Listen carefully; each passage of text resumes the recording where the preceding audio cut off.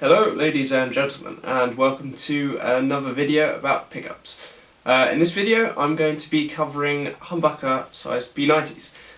They seem to be flavour of the month at the moment, so I'm going to go over a bit of the mystery around it, I suppose. There seems to be a lot of misunderstanding. This video was initially going to be how to build a humbucker P90, a humbucker sized P90 even. But I thought I'd be inundated with questions about what I'm doing and why I'm doing it, so I thought I'd get the questions out of the way first. If you're watching this video and it's been released for a while, I will, once I do shoot that video, put it in the description, so check the description, it may already be released. As the name suggests, a humbucker sized P90 is literally the idea of taking a P90 and squishing it into a humbucker sized package, so that any sort of humbucker, any humbucker equipped guitar can have those torn out and then stick the P90 or the humbucker size P90 straight in there as a direct replacement. The problem with that is that P90s and humbuckers are vastly different dimensions, and that's why the two aren't interchangeable in the first place.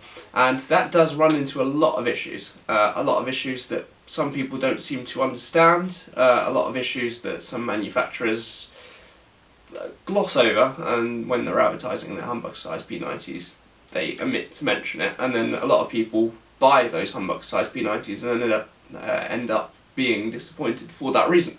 So I really want to take off all the mystery around them and try to explain the differences between them, why they're so fundamentally different, the issues that we have around trying to make humbucker size P90s, what the solutions are, if they are good solutions in your opinion. Let's start with the three main factors that go into what a pickup sounds like. And that is, first, the coil, second, the magnetism and how it's transferred into the strings, and then third is how any external capacitive sources, such as bass plates, covers, anything like that that can really attenuate the treble in the pickup. You will notice most humbucker size P90s are made from a base plate, very similar to a humbucker, a metal base plate like that, and usually they're encased in a cover as well. So external sources, we definitely have more capacitance there than a normal P90, which usually just has the flat base plate below it, or if it's a dog ear it's slightly different, but in terms of what the coil sees in terms of capacitance, it's probably not much difference between those. And then they have a plastic cover on top of them. So that, in comparison to a humbucker size P90, which will probably have a metal, either brass or nickel silver, on top of it, it's definitely seeing less capacitance, a standard P90 relative to a humbucker size P90. The magnets, P90 usually has two opposing magnets at the bottom of the pickup underneath the coil to charge the screws, with a metal spacer around those. There's no issue getting that into a humbucker size P90, we can duplicate that exactly, so that's a complete non-factor in the differences between normal P90s and humbucker size P90s. And then the coil, which the coil is arguably probably the main issue between them, and to demonstrate the differences I have a few bobbins here. So I have a humbucker bobbin. So a lot of humbucker size P90s are made with a humbucker bobbin. So all they do is stick that in the middle of a humbucker base plate with some sort of centre holes, and then they call that a humbucker size P90. There's a normal P90 bobbin, and you should immediately be able to tell that they are vastly different sizes. And the main size that matters is the length between the screw here and here, and that's the area in which we have the winding wire, or rather the thickness that we can get out from the centre. So if you can imagine the wire is wound over and over again thousands of times around here, the wire can get that thick from the centre.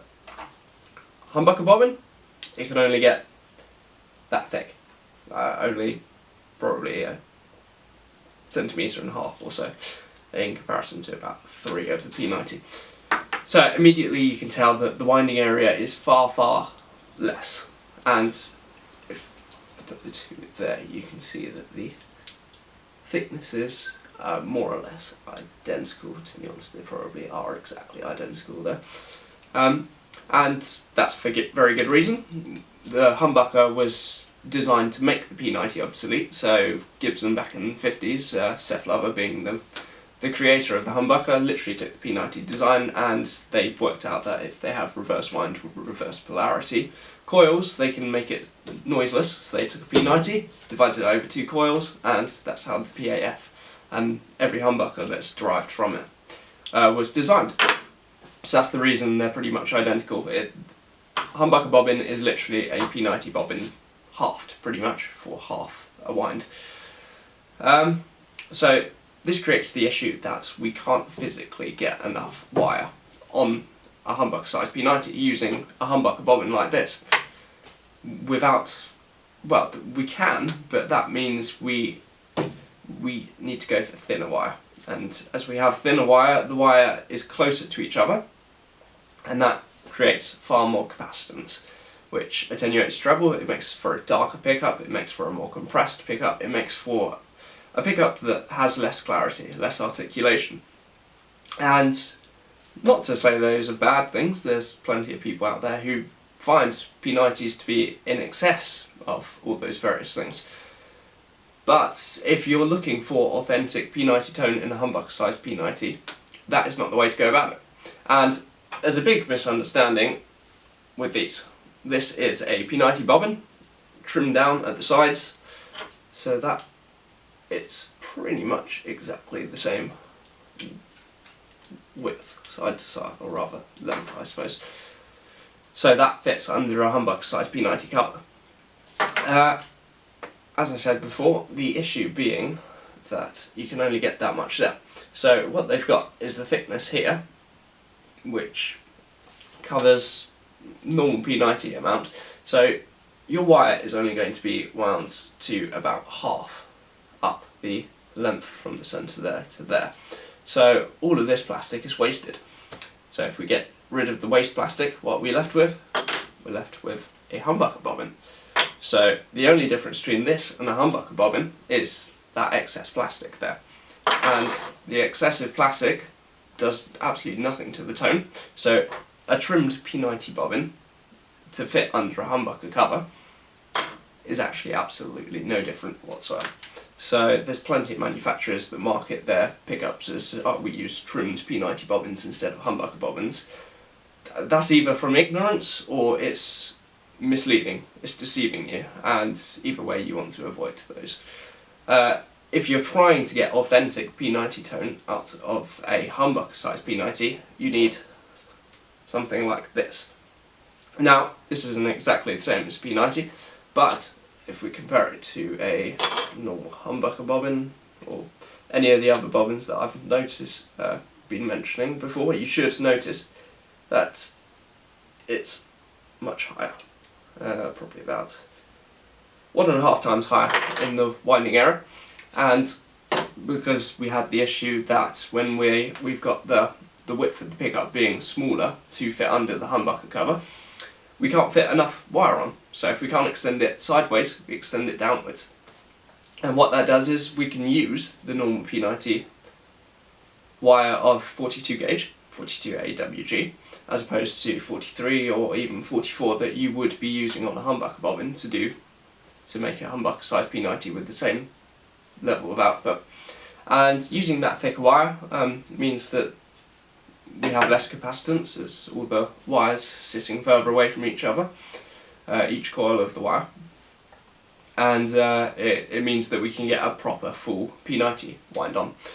And the smart among you may realise that as we are winding with a thinner bobbin, then the coil is going to get bigger and build up a lot quicker. And as it builds up quicker, then additional winds that we add on top of the already existing winds in the centre of the coil are going to get longer and longer. So the wire that we use is going to be longer for each additional wind, because it builds up, and I guess the circumference around the edge of the coil at any one point is constantly building. So what that means is if we're building it downwards, we have less of that. So for every given, say, 10,000 wind count, which is around about average for a P90, we're going to have less resistance even if we're using the same wire gauge. And that's because the wire is doing less length. and that means we've got less capacitance in the pickup as a whole for that reason. But, as you may remember me saying from the start, we do have external capacitive sources, such as the base plate and the cover. So what does this do? This compensates somewhat, possibly even the whole amount. So we have less capacitance in the coil itself, but we have more capacitance outside the coil, and the pickup doesn't care where the capacitance comes from. All it cares about is it attenuates treble.